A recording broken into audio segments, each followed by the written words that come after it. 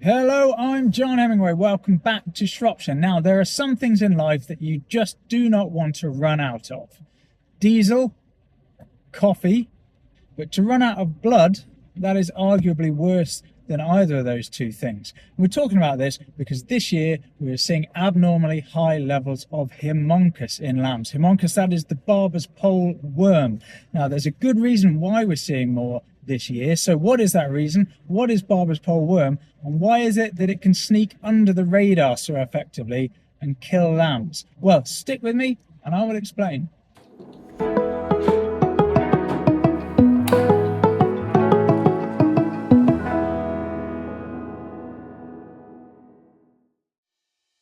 So what is Barber's pole worm? Well, it's a worm that follows a similar life cycle to most of the other worms that we're concerned about in sheep at this time of year. The main difference, the kicker with Barber's pole worm, is that it doesn't cause scouring.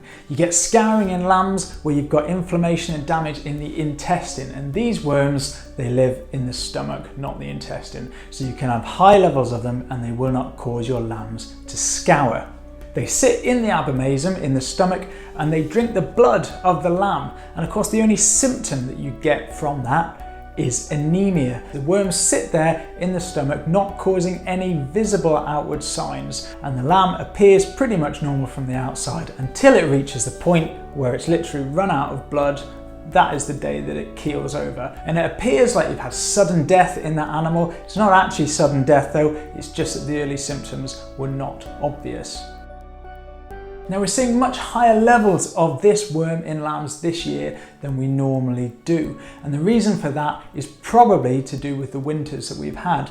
Now Haemonchus has very poor survivability in the winter. That's why this parasite is much more of a problem in places like Australia and South Africa. The last winter that we had was very mild, and the one before that, certainly in this part of the country, was also pretty mild. We haven't had a sustained proper cold snap for quite a while, so we've probably had an accumulation of Haemonchus that's survived the winter, that's now coming out at peak season, and we're seeing more animals affected with that parasite than we normally would.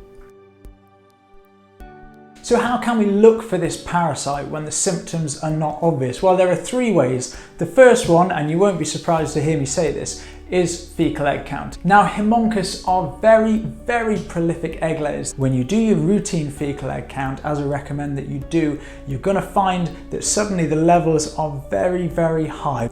And if we have lambs that don't appear to be scouring but they're showing egg counts that high, then almost certainly you've got Haemonchus involved. The next way you can keep an eye out for Haemonchus is using this, a Famature chart. Now this is a bit like a paint colour chart. You're using this to compare to the colour of the lamb's conjunctiva, the pink around the eye, and you'll be able to see whether that lamb is starting to go anemic and make your treatment decision based on that.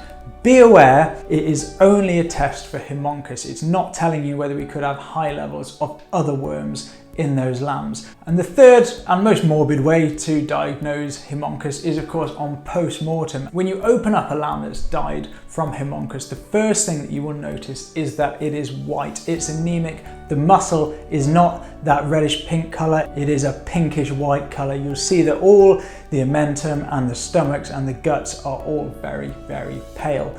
Now the place to look for this worm is in the abomasum. If you look within the folds of that fourth stomach, that's where you find the Haemonchus worm. And if your eyesight is good enough, you'll be able to see with the naked eye that it's got those red stripes along it. That's actually the gut of the worm filled with blood. That's why it's red and it looks like a spiral. That's where the barber's pole name obviously comes from.